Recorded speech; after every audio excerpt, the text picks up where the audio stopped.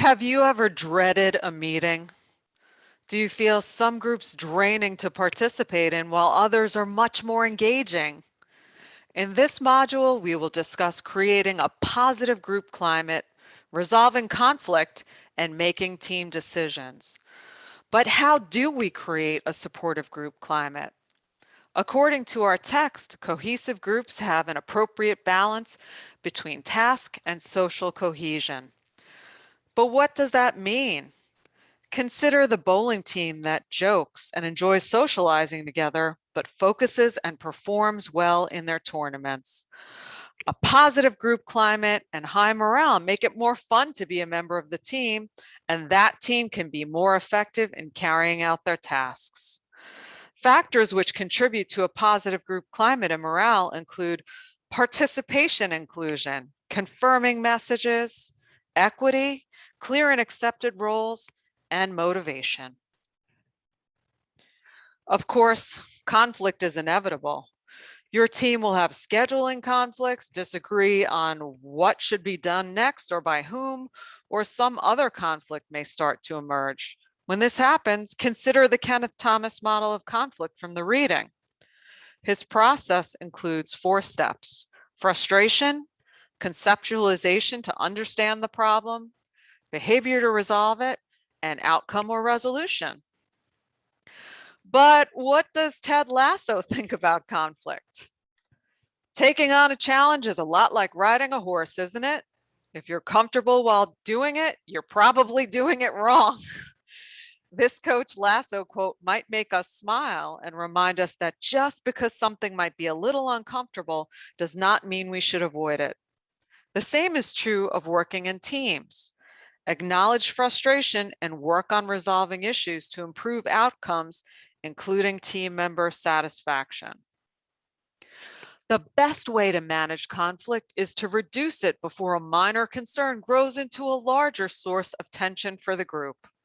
But how do we do that? There are 4 basic techniques. Emphasize group goals and effectiveness, provide stable, well-structured tasks, facilitate dialogue, and avoid win-lose situations. So let's go through these one by one. First, emphasize group goals and effectiveness. Student groups are typically more task-focused due to the short-term nature of their collaboration that's centered around a simple graded project. Given this, it should be easy to emphasize the group goals, providing you explicitly discuss those expectations as a team. What level of performance is expected, and what does being a good team member look like? Next, provide stable, well-structured tasks. It is especially important for remote and online teams to have well-structured tasks to ensure the independent work each member completes will meet the requirements of the team project. We also need to facilitate dialogue to ensure we correct any misalignments in understanding or expectations.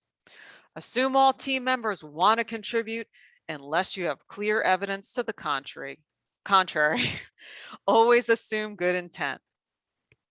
Lastly, avoid win-lose situations, as that will cause a deepening of conflict when people feel threatened and respond in ways that negatively impact relationships and group productivity. Consider a quote from the Japanese writer Ryunosuke Satoru. Individually, we are one drop. Together, we are an ocean. It seems simple enough, making team decisions. Planning family events for the winter holidays and the stress and anxiety can be quite intense for some, in part due to not following the steps for reducing tensions and mitigating conflict. Consider how you can apply methods to group decision-making to solve your holiday woes. You can plop or postpone, delegate to an expert, average or compromise, vote, or gain consensus. But let's not postpone. Let's plan together rather than procrastinate, such as creating a family Google site with a calendar and shared documents, blocking out time together can be simplified this way. Next is delegation to an expert. For example, the Hopper family is thinking of a trip to Walt Disney World. Aunt Celine and Uncle Gary have annual visitors to the kingdom, so they serve as group experts. They post their travel agent tips and share their years of experience on the family's Google site. Now that's an expert. Next, compromise. Not all family members can afford a posh resort, so we look for opportunities to compromise and be close to the action in an affordable place. Voting is next. We consider our strategy for what parks we want to visit and even plan for popular rides and eating places. Voting is required to finalize the park rotation schedule, starting with Hollywood Studios. Finally, we can gain consensus. We have a game plan shared on Google Docs, so we can get consensus on our action plan and make reservations.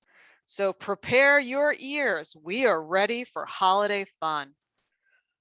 Thanks for embracing positive teamwork.